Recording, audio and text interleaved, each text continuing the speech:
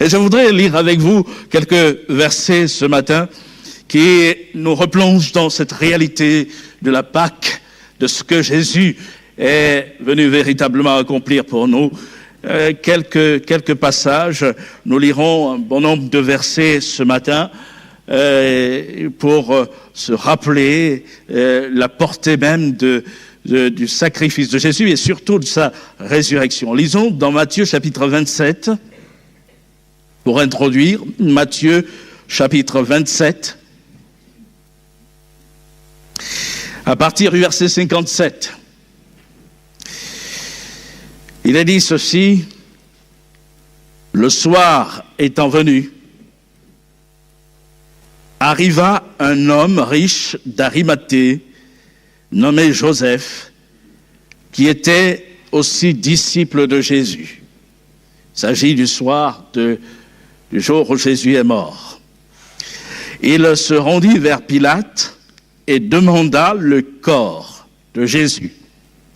Et Pilate ordonna de le lui remettre. Joseph prit le corps, l'enveloppa d'un linceul blanc et le déposa dans un sépulcre neuf qu'il s'était fait tailler dans le roc. Puis il roula une grande pierre à l'entrée du sépulcre et il s'en alla. Marie de Magdala et l'autre Marie étaient là, assises vis-à-vis du sépulcre.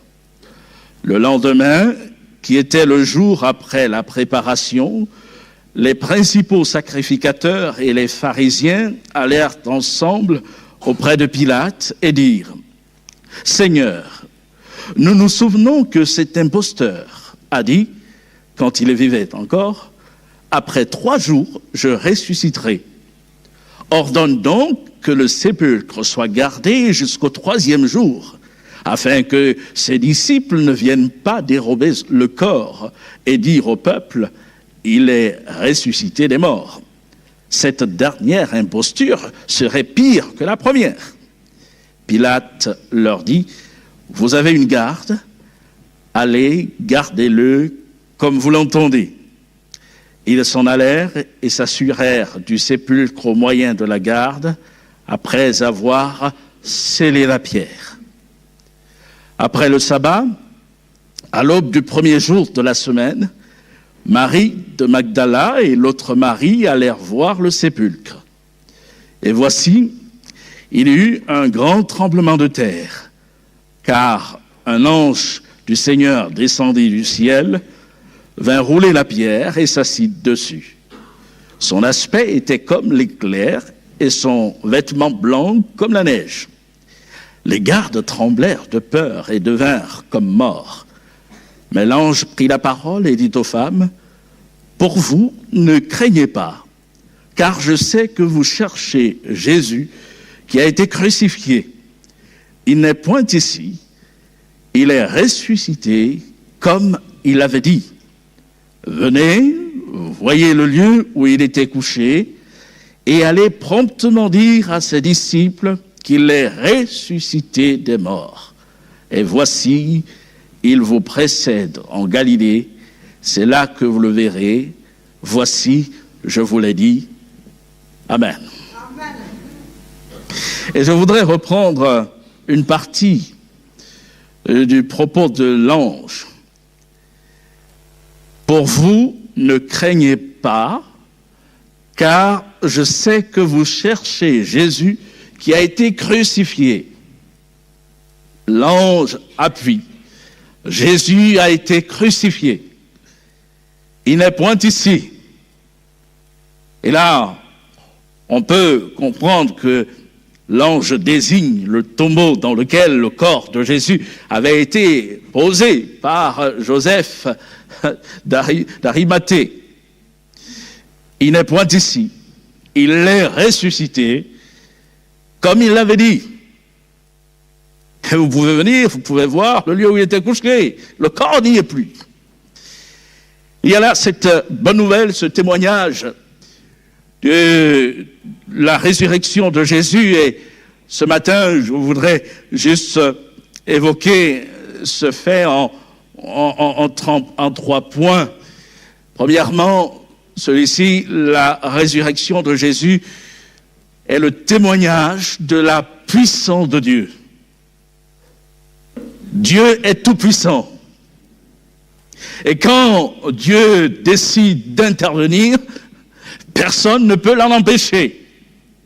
Et la résurrection de Jésus est véritablement le témoignage de la décision de Dieu à intervenir pour que l'humanité tout entière sache que la mort est vaincue. Témoignage de la toute-puissance de Dieu contre la volonté des hommes qui se sont mis en travers de Jésus et qui ont voulu se débarrasser de lui une fois pour toutes. Témoignage de Dieu contre la puissance de Satan et témoignage de Dieu contre la puissance de la mort. On peut souligner déjà dans ce premier point qui évoque la grandeur du Seigneur ces 3 aspects. Et en parlant des hommes, par exemple, on peut citer ensemble cette parole que l'apôtre Pierre va dire dans le livre des Actes au chapitre 3, verset 15. Pierre dit à une foule réunie, « Vous avez fait mourir le prince de la vie, que Dieu a ressuscité des morts. » Et il ajoute, « Nous en sommes témoins. » Ouais. Et vous l'avez fait mourir. Les hommes ont été capables de poser un acte, même si, quand on parle de la mort de Jésus, on doit quand même se souvenir qu'il a dit que personne n'avait le pouvoir de lui ôter la vie, et qu'il donnait lui-même sa vie. Il avait le pouvoir de la donner, et il avait le pouvoir de la reprendre. Tel était l'ordre qu'il avait reçu du Père.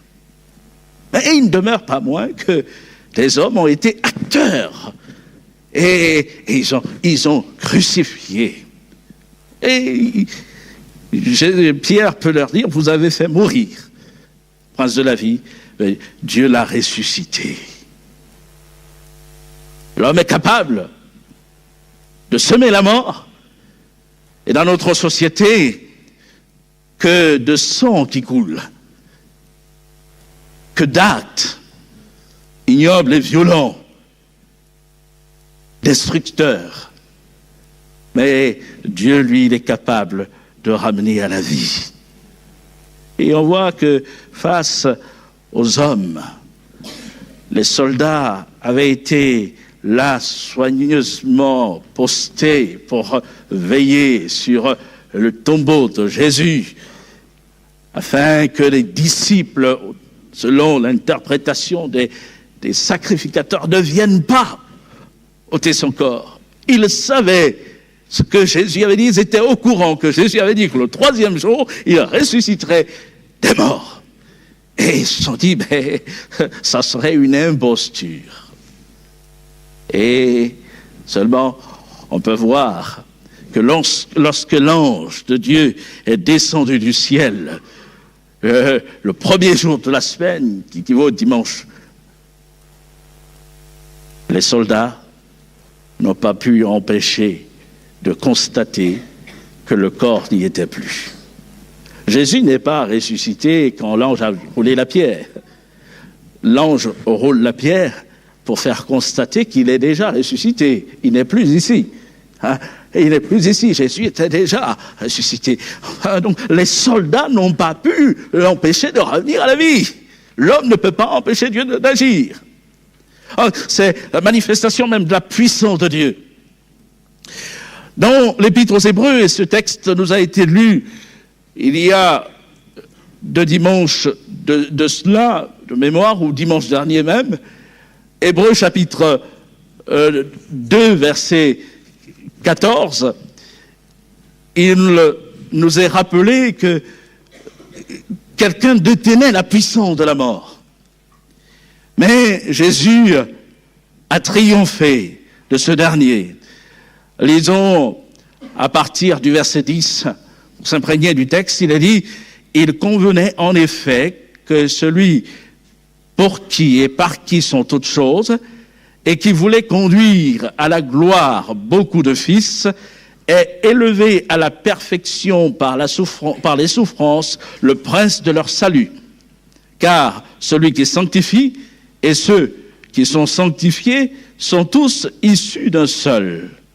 C'est pourquoi il n'a pas honte de les appeler frères lorsqu'il dit « J'annoncerai ton nom à mes frères, je te célébrerai au milieu de l'assemblée, et encore, je me confierai en toi, et encore, me voici, moi et les enfants que tu m'as donnés. Ainsi donc, puisque les enfants participent au sang et à la chair, il y a également participé lui-même afin que par la mort, il rende impuissant celui qui avait la puissance de la mort, c'est-à-dire le diable. Ainsi, il délivre tous ceux qui, par crainte de la mort, étaient toute leur vie retenus dans la servitude. Amen. Le message est clair. Ici, il est question de Jésus qui est venu rendre impuissant celui qui avait la puissance de la mort, dit l'Écriture, c'est-à-dire le diable. Et cela nous rappelle le commencement de toute chose, commencement, la genèse de l'humanité, où l'homme, après avoir été créé par Dieu, et alors que tout était très bon, Dieu apprécie sa créature, l'ennemi, le diable, s'est introduit dans la vie de l'homme, dans le jardin, pour éloigner l'homme de Dieu, le détourner et le faire tomber dans la désobéissance et le péché. Genèse chapitre 3 nous décrit le processus et comment par ruse, Satan, qui existe bel et bien, est venu détourner l'homme de Dieu et couper la communion entre l'homme et son Créateur. Et quand on lit Romains chapitre 5, l'apôtre Paul va appuyer sur ce fait en montrant que c'est ainsi que par un seul homme, le péché est entré dans le monde. Et par le péché, la mort.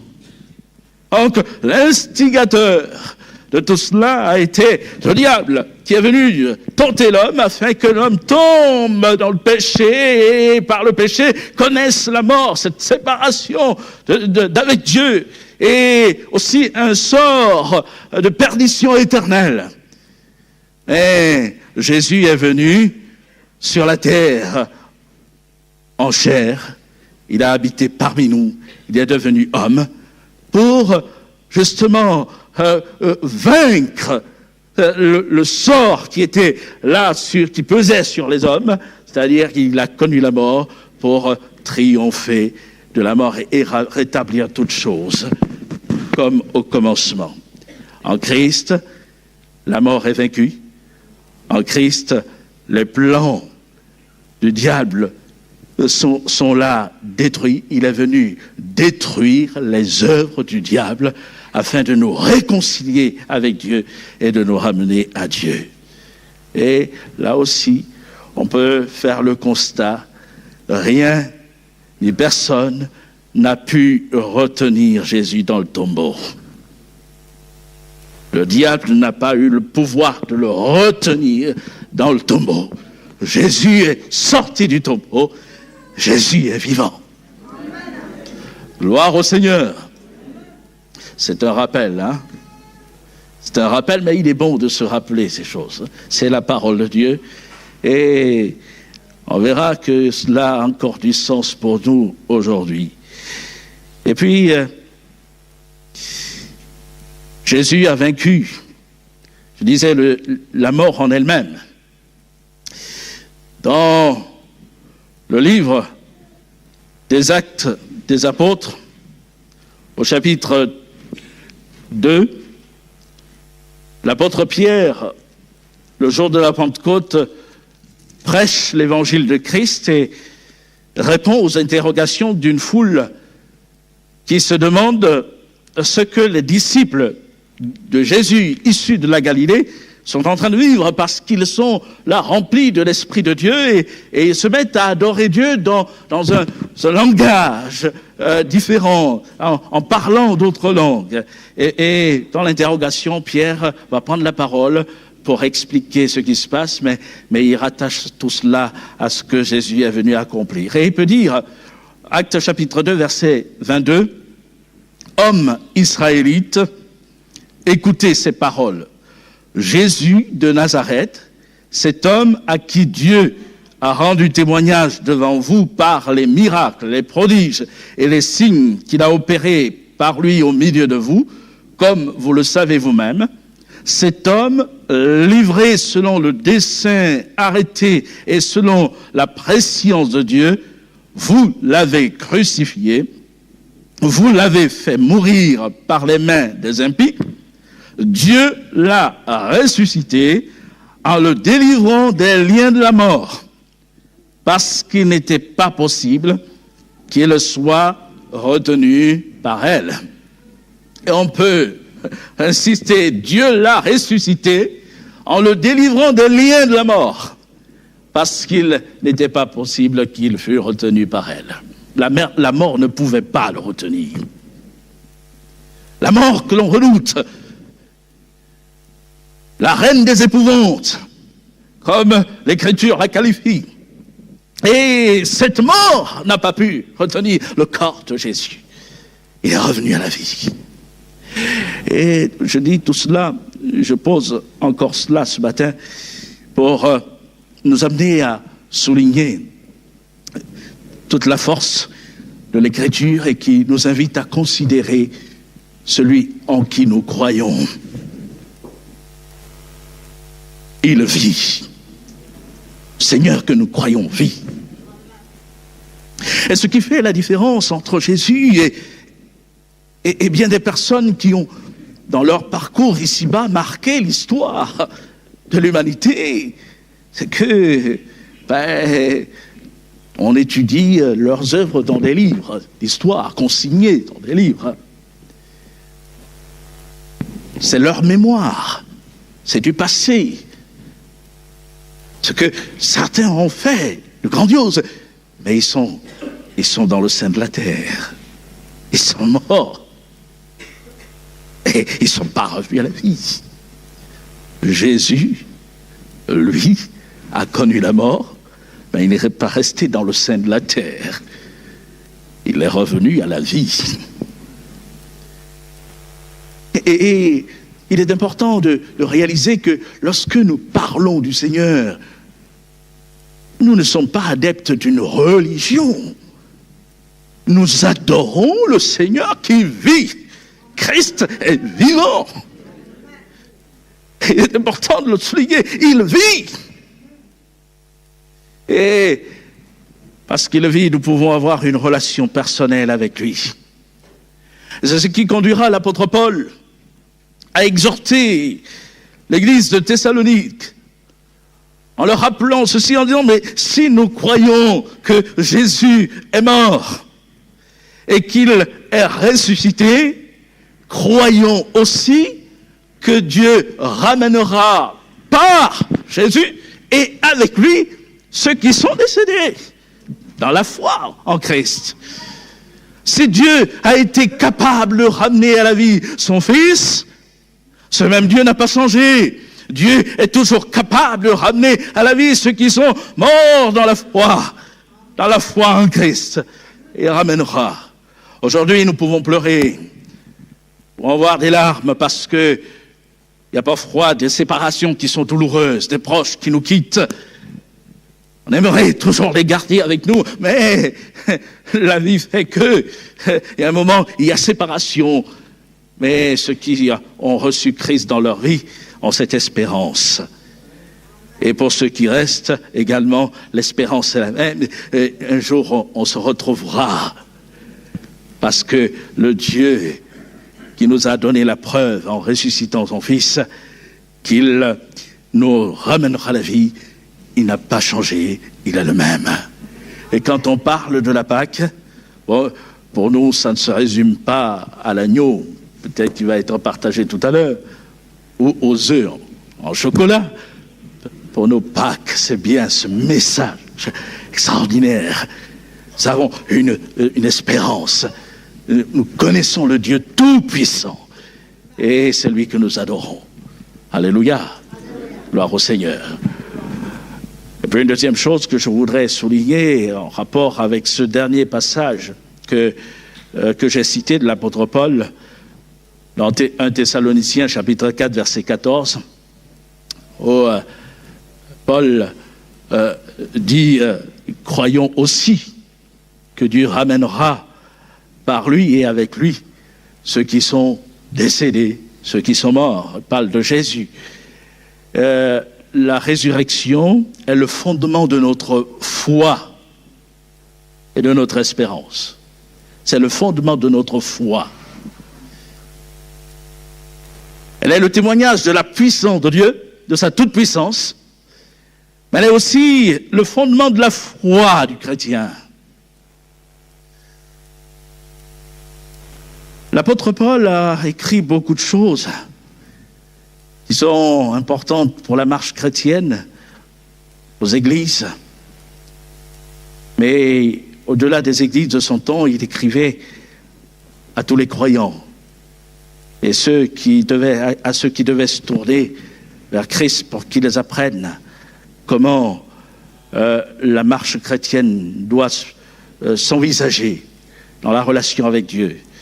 Et il y a un chapitre où il développe le sujet de la résurrection, 1 Corinthiens chapitre 15. Il évoque avec beaucoup de précision et de détails, au verset 13, il peut dire à ceux qui affirmaient qu'il n'y avait pas de résurrection, il dit ceci: s'il n'y a point de résurrection des morts, Christ non plus n'est pas ressuscité. Et si Christ n'est pas ressuscité, notre prédication est donc vaine. Et votre foi aussi est vaine. Il y en a qui étaient influencés, d'une part, par le courant du judaïsme appelé sadducéen, qui affirmait qu'il n'y avait pas de résurrection des morts. Et on peut se demander comment ils pouvaient lire la loi de Moïse et le témoignage des prophètes et quand même conclure qu'il n'y a pas de résurrection, alors que dans l'Ancien Testament, on a des témoignages de résurrection. Élie a ressuscité, le fils d'une veuve. Élisée en a fait de même. Et l'Écriture dit même qu'après la mort d'Élisée, un homme qui avait perdu la vie a été là déposé à la va-vite sur le sépulcre d'Élisée et son corps a eu contact avec les ossements d'Élisée et l'homme est revenu à la vie, il est ressuscité. Donc il y a plein de témoignages, c'est extraordinaire. C'est là encore la démonstration de la puissance de Dieu. Mais les Sadducéens qui lisaient la loi affirmaient quand même qu'il n'y a pas de résurrection des morts. Comme quoi, on peut lire et se refuser à accepter des vérités, des choses qui sont évidentes, écrites à la parole de Dieu. Et puis, il y avait aussi l'influence des philosophes grecs qui prônaient le dualisme entre le corps, la matière et l'esprit. Ce qui était de la matière et devait être rejeté, et c'était avilissant. Donc, parler à des gens qui sont imprégnés de ce courant philosophique de la résurrection, d'un corps qui revient à la vie, mais c'était abject. Et toutes ces idées commençaient aussi à influencer les croyants dans l'Église, au point que certains se demandaient si la résurrection allait bien avoir lieu. Et Paul va les ramener à la réalité, à l'essentiel. Mais en fait, vous vous dites Église, mais Église de qui? Église de Christ. Mais vous croyez que Christ est mort? Ah ben oui. C'est parce que on a... Ah, je parle des Corinthiens, hein. C'est dans une tournure, une réflexion pour reprendre la pensée de Paul. Les Corinthiens, ils avaient cru. Ils étaient chrétiens, disciples de Jésus. Donc ils avaient cru en celui qui avait donné sa vie pour eux. Ben, si vous croyez que Christ est mort, ben, comment ne pas croire à la résurrection? S'il est ressuscité, ben nous ressusciterons. Ben, si vous dites qu'il n'y a pas de résurrection, donc ne croyez pas non plus que Christ est ressuscité. Par conséquent, ben, la prédication de l'évangile n'a pas lieu d'être. Votre foi non plus. Elle est vaine. Parce que vous croyez en quelqu'un qui ne vit pas. Vous croiriez en quelqu'un qui ne vit pas. Et c'est la démonstration de Paul. Et il ramène la foi des disciples à la réalité de la parole de Dieu, à la réalité de ce que Christ a fait. Et pour que cette foi ne soit pas ébranlée. Et frères et sœurs, notre foi n'a pas à être ébranlée, parce que comme nous l'avons posée, elle repose sur un Seigneur qui vit. La mort n'a pas pu le retenir, la volonté des souverains sacrificateurs n'a rien pu faire contre cela, et l'ennemi de nos âmes non plus. Et notre foi est solide. Et il est vivant. Et je veux demeurer dans les choses que j'ai apprises, que j'ai retenues. Et la preuve aussi que nous trouvons, c'est que cette foi solide dans la personne de Christ bouleverse des vies, métamorphose des vies. Je considère le parcours des apôtres qui ont connu Jésus dans les jours de sa chair. Quand on lit un certain nombre de versets, par exemple dans l'évangile de Marc au chapitre 14, on relève que les disciples, au moment où les événements de l'arrestation et de la crucifixion de Jésus se produisent, ces hommes sont marqués et ils sont gagnés là par la peur, la crainte. Ils ne vont pas oser prendre position. Marc chapitre 14 verset 48, on peut lire ceci au sujet des disciples de Jésus. Il dit, Jésus, prenant la parole, dit à la foule, donc venue pour l'arrêter, vous êtes venus comme après un brigand avec des épées et des bâtons pour vous emparer de moi. J'étais tous les jours parmi vous, enseignant dans le temple, et vous ne m'avez pas saisi. Mais c'est afin que les Écritures soient accomplies. Alors, tous l'abandonnèrent et prirent la fuite. Et je souligne cela. Alors, tous l'abandonnèrent et prirent la fuite. Il est même question d'un jeune homme qui ce soir-là, avait un drap sur lui, et quand on a voulu se servir de lui, il a tout lâché, il est parti. Tous l'ont abandonné. Et quand il est dit tous, ce sont ses disciples. On précise. Ils ont craint pour leur vie. Mais, lorsqu'on lit la suite du parcours des disciples, dans le livre des Actes des Apôtres, je vais lire quelques versets, on peut relever que l'attitude a complètement changé. Chapitre 5, verset 12, il est dit « Beaucoup de miracles et de prodiges se faisaient au milieu du peuple par les mains des apôtres. Ils se tenaient tous ensemble au portique de Salomon, et aucun des autres n'osait se joindre à eux, mais le peuple les louait hautement. au verset 16, il est dit « La multitude accourait aussi des villes voisines à Jérusalem, amenant des malades et des gens tourmentés par des esprits impurs, et tous étaient guéris. Cependant, le souverain sacrificateur et tous ceux qui étaient avec lui, savoir le parti des Sadducéens, se levèrent, remplis de jalousie, mirent la main sur les apôtres et les jetèrent dans la prison publique. Mais un ange du Seigneur, ayant ouvert pendant la nuit les portes de la prison, les fit sortir et leur dit « Allez, tenez-vous dans le temple et annoncez au peuple toutes les paroles de cette vie. » Alléluia.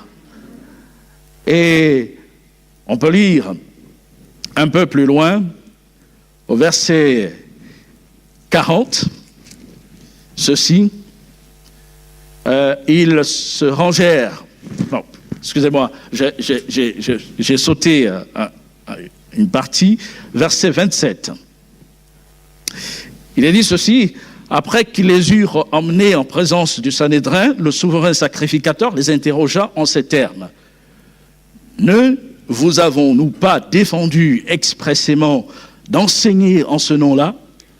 Et voici, vous avez rempli Jérusalem de votre enseignement et vous voulez faire retomber sur nous le sang de cet homme.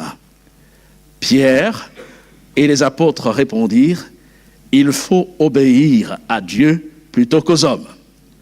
Le Dieu de nos pères a ressuscité Jésus que vous avez tué en le pendant au bois. Dieu l'a élevé par sa droite comme prince et sauveur pour donner à Israël la repentance et le pardon des péchés. Nous sommes témoins de ces choses, de même que le Saint-Esprit que Dieu a donné à ceux qui lui obéissent. Alléluia. Et je précise, on l'a lu, que Pierre parle au souverain sacrificateur qui était des Sadducéens, donc qui ne croyaient pas en la résurrection des morts. Et il peut affirmer que Dieu l'a ressuscité. Jésus est vivant. Et on voit que ces hommes qui avaient peur, ont eu peur, disons-le, ont été là en proie à une lâcheté étonnante. On peut dire, comme Pierre, et qui ne connaissait pas Jésus, l'a affirmé par 3 fois, parce qu'ils avaient peur pour leur vie. Là, ils sont emmenés devant le conseil, au tribunal religieux, en quelque sorte, et ils vont prendre position pour Jésus. Entre-temps, le Christ ressuscité leur est apparu. Ils l'ont vu vivant. Et la réalité de Christ vivant a marqué leur cœur. Face à la révélation de Christ vivant, la peur disparaît. Le doute s'envole. Les craintes sont anéanties. Et on peut véritablement s'enraciner dans une foi solide. Et rien ni personne ne peut enlever cela. Ceux qui ont rencontré Christ ressuscité, qui ont eu cette révélation dans leur cœur, peuvent là, de manière certaine, affirmer ces choses. Et c'est le miracle de cette foi qui repose sur le Christ. Une ferme assurance. Et c'est la définition de la foi. La foi est une ferme assurance des choses qu'on espère. Une démonstration de celles qu'on ne voit pas. Dites-moi, et je vais emboîter le pas au pasteur de la rue du lycée qu'on a eu ici dimanche dernier et qui lui a posé la question suivante: qui a vu Jésus? Qui a vu le Seigneur parmi nous? Je ne l'ai pas vu physiquement. Nous ne l'avons pas vu. Mais nous croyons en lui. Alléluia. Nous croyons en lui. Et il a marqué nos cœurs. Et il y a une relation quotidienne entre lui et nous. Et rien ne peut enlever cela. Certains d'entre nous avons l'habitude de dire que rien ni personne ne peut nous convaincre que Dieu n'existe pas, que Jésus n'existe pas, que la Bible n'est pas vraie. C'est pas possible. Et ce ne sont pas que des paroles. C'est une réalité qui est gravée dans notre cœur. Nous le croyons, nous le vivons. Christ, celui que nous adorons, vit au siècle des siècles. Et cette foi, elle demeure en nous. Elle est aussi réelle. Ce fait, Christ vivant, c'est aussi réel que tout ce que nous pouvons voir. Aussi réel que les chaises, dirons-nous, qui sont dans cette salle. On est assis, sauf moi je suis debout, mais on est assis confortablement parce que oui, c'est une réalité, ce sont des faits. Et pour nous qui croyons en Jésus, la résurrection de Christ ne fait aucun doute, c'est un fait, c'est une certitude. Et nous pouvons nous appuyer là-dessus. Et c'est la raison pour laquelle nous l'aimons. Nous le contemplons. Et ce matin encore, nous allons l'adorer de tout notre cœur. Mais très rapidement, je vais évoquer ce troisième point.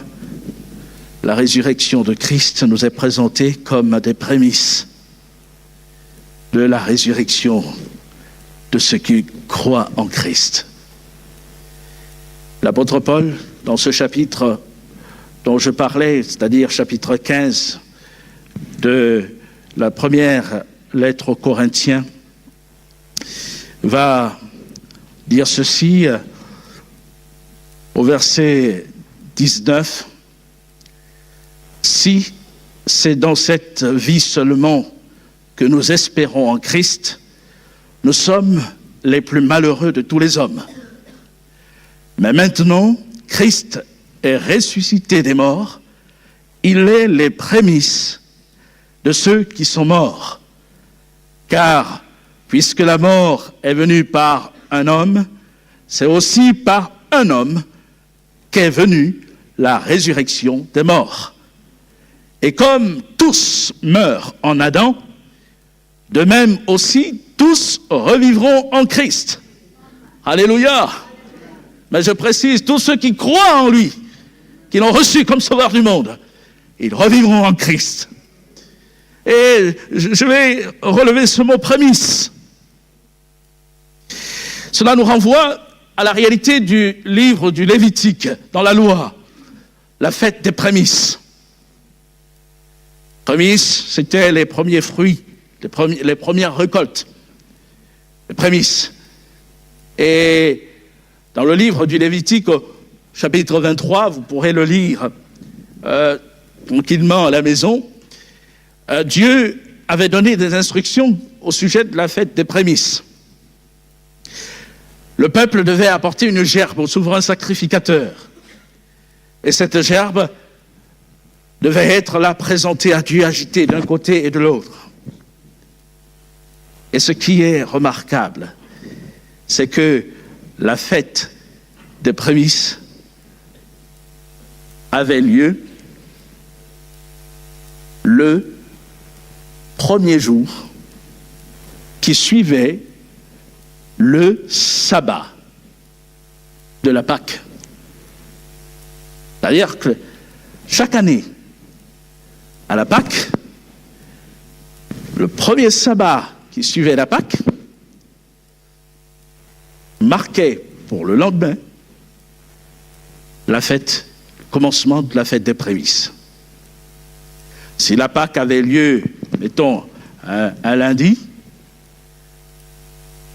la fête des prémices commençait le dimanche. C'est-à-dire, le sabbat ne bougeait pas, c'était l'équivalent du samedi, c'était le samedi. Et ça reste toujours le samedi, le sabbat. Et le lendemain du sabbat commençait la fête des prémices. Et chaque année, il était ainsi. Dès la fête de Pâques, et le lendemain du sabbat, la fête des prémices. Et quand on a lu tout à l'heure, dans notre texte d'introduction, vous avez noté que Matthieu a dit le premier jour, la semaine, à l'aube du premier jour de la semaine. L'ange est descendu, a roulé la pierre, fait constater que Jésus était ressuscité d'entre les morts. En fait, Jésus est ressuscité le premier jour de la semaine, le lendemain du sabbat, de la fête de Pâques. Et c'est ce que l'apôtre Paul va faire comme rapprochement. Les prémices avaient lieu ce jour-là, et Jésus a ressuscité ce jour-là. En fait, la fête des prémices annonçait dans une portée spirituelle la résurrection même du Seigneur. Et à partir de là, on relève toute la portée de ce message. La mort ne pouvait pas. Et Jésus a accompli les Écritures. Par sa résurrection, tous ces faits ne sont pas anodins. C'est une précision. Et c'est la raison pour laquelle notre foi, elle demeure sur la parole de Dieu, une parole accomplie par le Messie.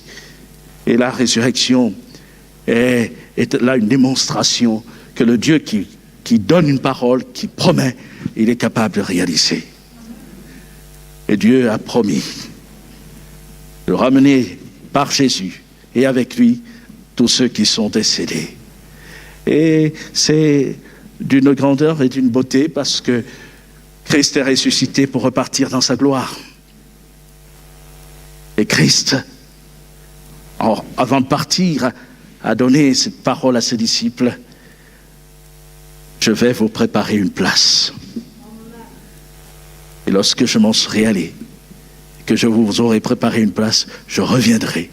Je vous prendrai avec moi, afin que là où je suis, vous y soyez aussi. Et quand Jésus reviendra, les croyants de toute la terre qui lui appartiennent véritablement iront tous ensemble à sa rencontre pour la gloire éternelle. Mais il y a une précision apportée par Paul. Il dit, les morts en Christ ressusciteront premièrement. Donc la résurrection s'accomplira pour tous ceux qui seront morts dans la foi. Et tous ensemble, nous irons à la rencontre du Seigneur, dans la gloire. Il est difficile de se représenter ces vérités, et notamment de se projeter vers le ciel, vers ce qui nous attend, parce que notre intelligence est bien limitée. Quand on lit ces choses, on peut toujours imaginer. Wow, comment ça sera là-haut? Et dans des conversations entre frères et sœurs, j'ai souvent entendu ça. Wow, comment ça sera cette demeure que Jésus a préparée? Comment ça sera? Bon, déjà, dans nos réalités, on imagine bien des choses. Et souvent, l'imagination va au-delà de la réalité. Mais il y a des moments où la réalité est beaucoup plus grandiose que l'imagination. Je pensais hier encore au récit qu'on peut trouver dans 2 Chroniques, chapitre 9. La rencontre entre la reine de Séba et Salomon. Elle avait entendu parler de Salomon, de sa grandeur, de ses richesses, de sa sagesse. Et puis, elle a voulu vérifier les choses et s'enquérir par elle-même. Donc, elle a organisé un voyage en direction de Jérusalem. Elle est arrivée avec une suite nombreuse, nous a-t-il précisé. Et elle avait avec elle des aromates, des pierres précieuses, de l'or.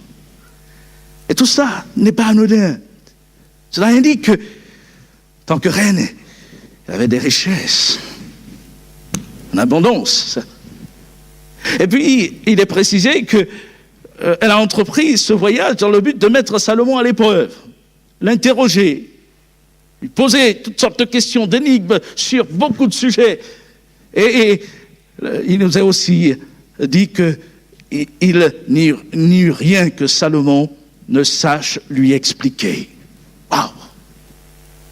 Et puis, Salomon lui a montré toute sa richesse, la maison qu'il avait bâtie, les serviteurs, les couverts, même dont il se servait pour manger. Et là, j'aime bien ce qui est précisé au sujet de cette femme. Il est précisé qu'elle eut le souffle coupé hors d'elle. On peut lire très rapidement la reine de Séba, verset 4, vit la sagesse de Salomon et la maison qu'il avait bâtie et les mains de sa table et la demeure de ses serviteurs et les fonctions et les vêtements de ceux qui le servaient et ses échansons et leurs vêtements et les holocaustes qu'il offrait dans la maison de l'Éternel. Elle en eut le souffle coupé. Elle dit au roi, « C'était donc vrai ce que j'ai appris dans mon pays au sujet de ta position et de ta sagesse. Je ne croyais pas ce qu'on en disait avant d'être venu et d'avoir vu de mes yeux. Et voici, on ne m'a pas raconté la moitié de la grandeur de ta sagesse. Tu surpasses ce que la renommée m'a fait connaître. » Waouh, c'est beau. Dans le cas de Salomon, la réalité allait bien au-delà de l'imagination, de ce qu'on pouvait dire, et des projections que les hommes pouvaient faire, et notamment la reine de Séba. Et rappelons-nous que Jésus a parlé de la reine de Séba. Et quand il a parlé de la reine de Séba, il a évoqué son voyage. Dans Matthieu chapitre 12, verset 42, il est dit ceci, c'est Jésus qui parle, « La reine du Midi se lèvera au jour du jugement avec cette génération et la condamnera, parce qu'elle vint des extrémités de la terre pour entendre la sagesse de Salomon. Et voici, il y a ici plus que Salomon. » Voici, il y a ici plus que Salomon. Salomon avait une connaissance incroyable, humainement parlant. On a du mal à soupçonner. Mais c'est une connaissance, une sagesse qui lui avait été donnée par Dieu. Salomon ne savait pas tout. Il connaissait quand même en partie. Et Jésus va dire, il y a ici plus que Salomon. Lui a toute connaissance. Salomon pouvait être impressionnant dans l'organisation de son royaume, dans sa gloire. C'était impressionnant. Au point même d'étonner une reine incrédule. Waouh! Mais rappelons que même bien que sa gloire ait été impressionnante, Salomon n'était qu'un homme. Jésus est plus que Salomon. Et la gloire du Seigneur va bien au-delà de celle de Salomon. Tout ceci pour nous amener à essayer de comprendre ce qui nous attend, la gloire à venir. Et l'apôtre Paul peut avoir raison lorsqu'il dit que les souffrances du temps présent ne sauraient être comparées à la gloire à venir qui nous sera révélée. Oui, la gloire de Christ. Oh, on a du mal à se représenter, mais ce qui nous attend, c'est le meilleur. Et parce qu'il est ressuscité, parce qu'il nous a promis de venir nous chercher, nous voulons garder cette espérance et nous voulons l'attendre de tout notre cœur. Alléluia. Alors que notre foi demeure encore en lui. Nous allons prendre quelques minutes encore pour glorifier ce Seigneur, pour le louer, pour nos Pâques. C'est bien cela, témoignage de la puissance de Dieu. Une foi qui est ancrée sur la personne du Christ et une foi vivante en celui qui est monté au ciel et qui va venir chercher ce qui lui appartient. Et que cette espérance nous donne encore de l'aimer de tout notre cœur. Et ce matin, exprimons-lui tout notre amour. Que Jésus soit glorifié dans nos vies, qu'il soit encore élevé et qu'il soit adoré. Béni soit Dieu.